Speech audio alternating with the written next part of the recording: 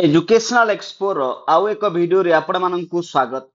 वर्तमान समय रे एक बैड न्यूज आसुची जो एलटीआर जो पीटी एस्पिरेंट माने थिले तांकर जो 20 तारिख जो डिस्ट्रिक्ट रिपोर्टिंग थिला ताहा वर्तमान समय रे तांको पई कैंसल हो जाइछि।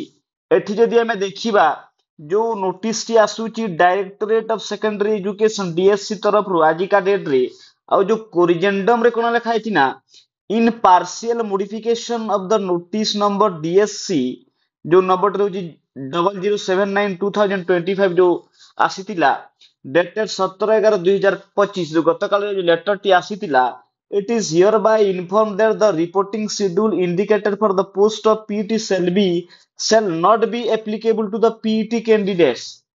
PET ମାନଙ୍କ ପାଇଁ ବର୍ତ୍ତମାନ ତାଙ୍କର ଯୋଉ କାଲିର ଯୋଉ ଡେଟ୍ ରେ ଥିଲା କାଲିର ଯୋଉ ନୋଟିସ୍ ରେ ଥିଲା କି ତାଙ୍କର ଏବେ ରିପୋର୍ଟିଂ ଯୋଉ ଡିଷ୍ଟ୍ରିକ୍ଟ ରେ 20 ତାରିଖରେ ଥିଲା ତାହା ବର୍ତ୍ତମାନ ସମୟରେ ତାଙ୍କ ପାଇଁ କ୍ୟାନ୍ସେଲ ହେଇଯାଇଛି in connection with order dated 14/11/2025 passed by the honorable high court WPC NO 31572 ए जो ऑर्डर टी आसीतिला सही ऑर्डर को आखि आगे रखी पीटी रो वर्तमान जो डिस्ट्रिक्ट रिपोर्टिंग थिला ताहा वर्तमान होल्ड करा जाईछि वर्तमान कैंसिल करा जाईछि।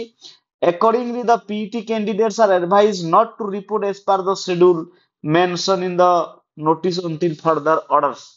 तो तांकु एठी कहा जाईछि कि पीटी रो जो कैंडिडेट सिलेक्टेड कैंडिडेट्स माने थिले से माने रेस्पेक्टिव डिस्ट्रिक्ट को जिवे नहीं until further orders. Their reporting and subsequent process shall be communicated in due course after receipt of appropriate instruction based on the outcome of the aforesaid court case. एई जो court case तार जो फलाफल जो रहिबो ता ऊपर depend करूची आपण मानकर next further course of action.